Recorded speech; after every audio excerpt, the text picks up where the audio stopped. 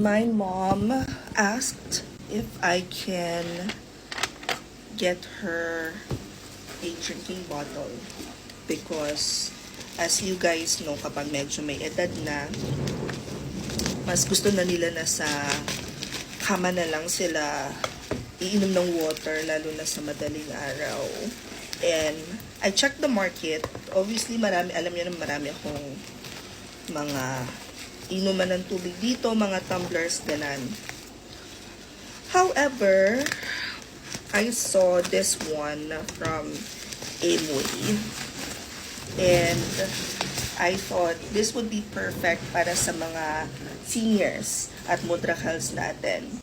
So, this one is yung Amway na portable cup.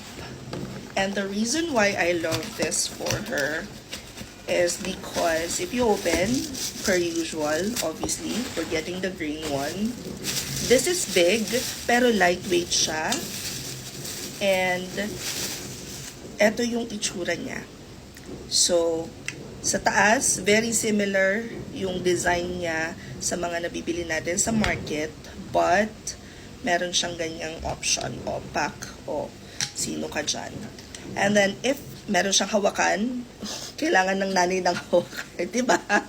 Kailangan maganda yung hawakan niya, hindi siya mahirap bitbitin, dahil unlike us, na medyo nakakabata-bata pa, obviously, kaya pa nating maghawak ng tumbler ng ganyan lang. But for the mother, kailangan may hawakan sa taas. Very easy to open also for her para pag gusto na niya linisin.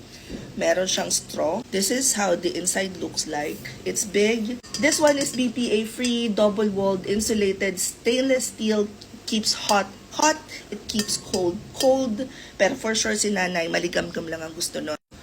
Let me go ahead and give this to her and she'll try it out for us. And I'll keep you guys posted pag may update ng nanay. Also, perfecto ngayong bumabagyo kasi madulas yung floor namin sa baba. So, hindi na niya kailangang magpabalik-balik para kumuha ng water niya. Per usual, lalagay ko na lang siya sa yellow basket.